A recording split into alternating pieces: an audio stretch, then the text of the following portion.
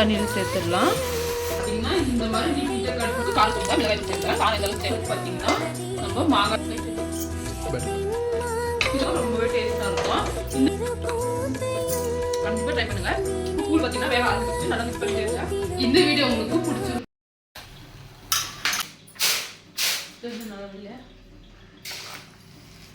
Hi friends, எல்லாரும் எப்படி இருக்கீங்க ஃப்ரெண்ட்ஸ்? நல்லா இருக்கீங்களா?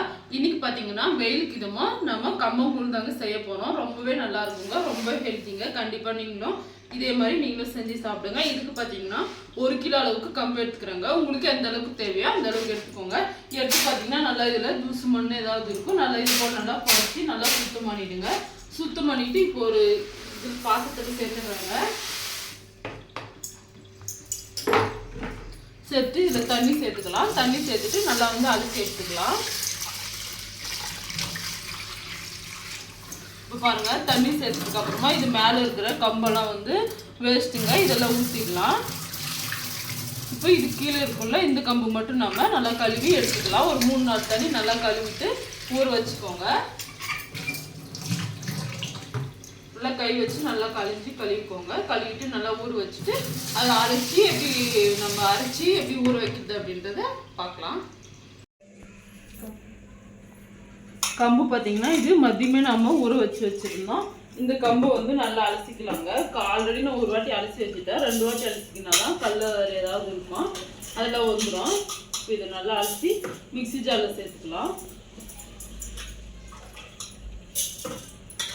எந்த அளவுக்கு கம்பு வேணுமோ அந்த அளவுக்கு நல்லா சுத்தம் பண்ணிட்டு இது போல் மதியமே ஊற வச்சிட்டிங்கன்னா சாயந்தரம் வந்து இது போல் அரைச்சி வைக்கிறதுக்கு கரெக்டாக இருக்கும். அரைச்சிட்டு வந்து பார்த்தீங்கன்னா நல்லா வந்து புளிக்கணும். தண்ணி சேர்த்து அரைச்சிக்கலாங்க. உங்களுக்கு எந்த அளவுக்கு தண்ணி வேணுமோ அந்த அளவுக்கு எடுத்துக்கோங்க.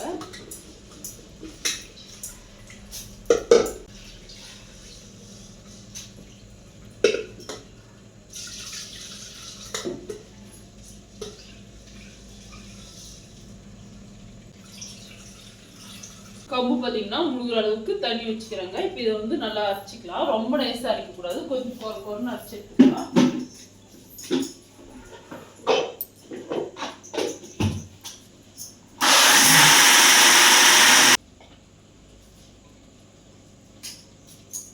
ஒரு வாட்டி கையில நல்லா மிக்ஸ் பண்ணிட்டு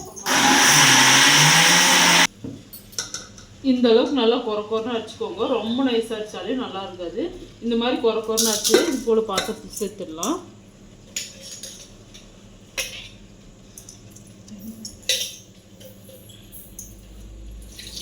பார்த்தீங்கன்னா இது கோதுமை மாவு சேர்த்துக்கலாம். உங்களுக்கு கேழ்வரகு மாவு எந்த மாவு பிடிக்குமோ அது சேர்த்துக்கோங்க. நான் இன்னைக்கு கோதுமை மாவு சேர்த்துக்கிறேங்க. சேர்த்துட்டு இதிலே தண்ணி சேர்த்துக்கலாம்.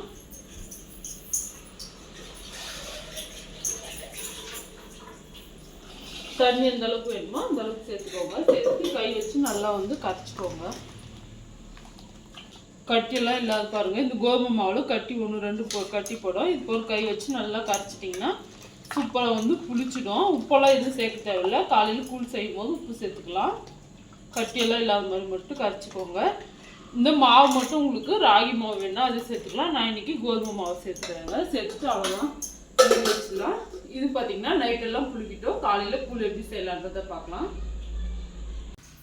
ஹாய் ஃப்ரெண்ட்ஸ், வெல்கம் டு சமையல் செய். எல்லாரும் எப்படி இருக்கீங்க ஃப்ரெண்ட்ஸ்? நல்லா இருக்கீங்களா?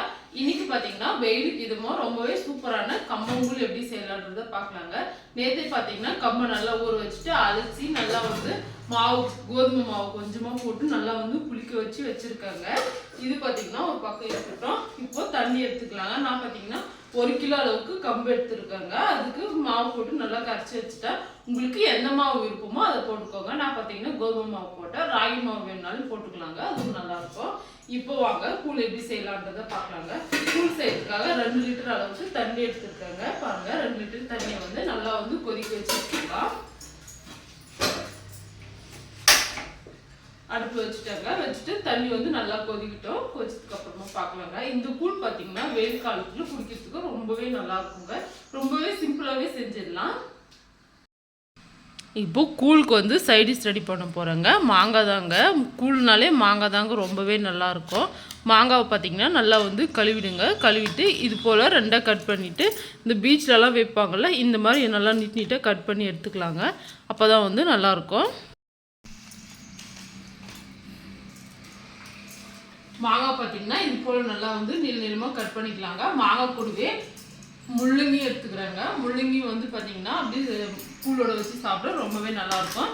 இது 2 கட் பண்ணிவிட்டு மசாலா எப்படி போடலான்றதை பார்க்கலாம். இப்போ பாருங்கள், தண்ணி வந்து இந்த அளவுக்கு வந்து நல்லா சலசலன்னு கொதித்து வரணுங்க. கொதித்து வந்ததுக்கப்புறமா நம்ம மாவு சேர்த்துக்க போகிறோம். மாவு பார்த்திங்கன்னா ஆல்ரெடி நம்ம நைட்டே க்ளீன் பண்ணி இந்த அளவுக்கு நல்லா வந்து புளிச்சிருக்கணும். இந்த மாதிரி நல்லா புளிச்சு மாவை சேர்த்து கூழ் செய்யும் போது தான் டேஸ்ட் வந்து ரொம்பவே நல்லாயிருக்குங்க. இதை பார்த்திங்கன்னா ஒரு வாட்டி வந்து நல்லா வந்து மிக்ஸ் பண்ணிவிடுங்க.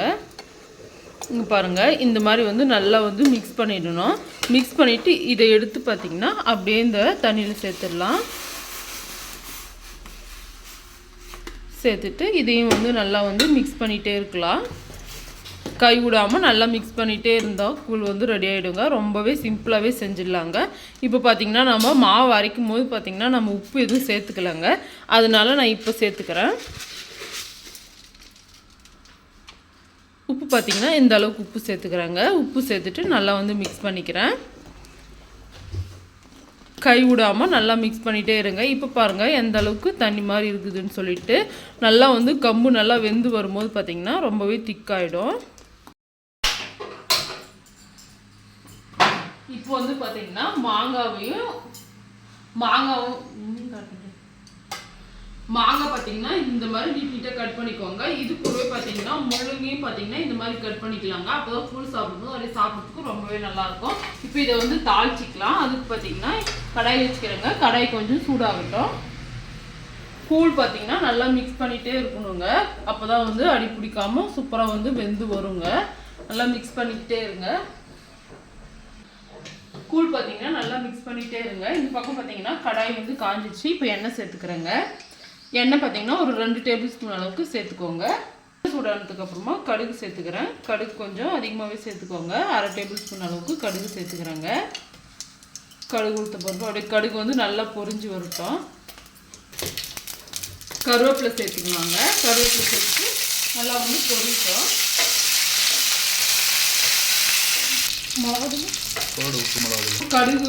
கருவேப்பிலை நல்லா பொரிஞ்சதுக்கு அப்புறமா ஒரு 1/2 டேபிள் ஸ்பூன் அளவுக்கு உப்பு சேர்த்துக்கிறேன். உப்பு கூடவே 1/2 டேபிள் ஸ்பூன் அளவுக்கு காரத்தூளுங்க, மிளகாய் தூள் சேர்த்துக்கிறேன். காரம் எந்த அளவுக்கு தேவையோ அந்த அளவுக்கு சேர்த்துக்கோங்க. அடுப்பை பார்த்திங்கன்னா ஆஃப் பண்ணிட்டேன். சேர்த்துட்டு இந்த சூட்லேயே நல்லா வந்து மிக்ஸ் பண்ணிக்கோங்க. மிக்ஸ் பண்ணிட்டதுக்கு அப்புறமா இந்த மிளகாய் தூள் இருக்கிற பச்சை வாசனைலாம் போயிடுங்க. எண்ணெய் இருக்கிற சூட்டில் இப்போ வந்து இதில் சேர்த்துடலாம். பாதி அளவுக்கு பார்த்திங்கன்னா நம்ம மாங்காயில் சேர்த்துக்க போகிறோம். மீதி பாதியை பார்த்திங்கன்னா இந்த முள்ளங்கியில் சேர்த்துக்கலாம். மாங்காயில் சேர்த்துக்கலாம். சேர்த்துட்டு நல்லா வந்து மிக்ஸ் பண்ணிக்கலாம்.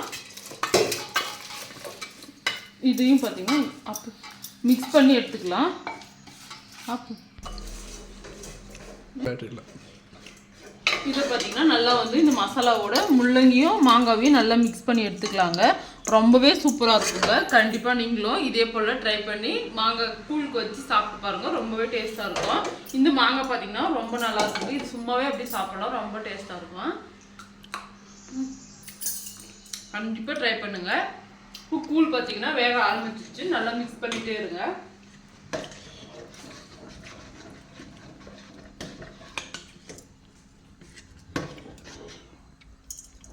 நல்லா மிக்ஸ் பண்ணி நல்லா வேக வச்சு எடுத்துக்கலாம். கூழ் பார்த்தீங்கன்னா சூப்பராக வந்து வெந்துச்சுங்க. நம்ம போடும்போது பார்த்தீங்கன்னா எந்த அளவுக்கு தண்ணி மாதிரி இருந்துச்சு, இப்போ எந்த அளவுக்கு திக்காக இருக்குன்னு சொல்லிட்டு பாருங்கள். இந்த அளவுக்கு நல்லா திக்காகி ஒரு 20 நிமிஷங்க நல்லா வந்து மிக்ஸ் பண்ணி கம்பு நல்லா வேக வச்சு எடுத்தால் கூழ் ரெடிங்க. இப்போ கேஸ் ஆஃப் பண்ணிடுறேன். கூழுக்கு பார்த்தீங்கன்னா சைடிஷ் வந்து நம்ம ரெடி பண்ணால் மாங்காய் இருக்குது. இது கூடவே பார்த்தீங்கன்னா முள்ளங்கி ரெடி பண்ணி வச்சுருக்கோம். இங்கே பாருங்கள் மீன் குழம்பு இருக்குது. அதனால பார்த்தீங்கன்னா நான் இன்னைக்கு கருவாடு செய்யலைங்க. மீன் குழம்பு இல்லைன்னா கண்டிப்பாக கருவாடு செஞ்சு சாப்பிடுங்க. ரொம்பவே டேஸ்ட்டாக இருக்குங்க.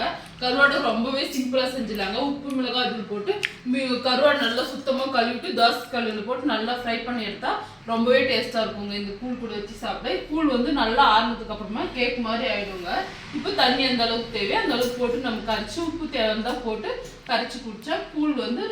இந்த வீடியோ உங்களுக்கு பிடிச்சிருக்குன்னு நினைக்கிறேன். பிடிச்சிருந்தா மறக்காம சமையல் செய் சேனலை லைக் அண்ட் சப்ஸ்கிரைப் செய்யுங்க. அடுத்ததான் ஒரு இன்ட்ரெஸ்டிங்கான சமையல் வீடியோவில் பார்க்கலாம் ஃப்ரெண்ட்ஸ்.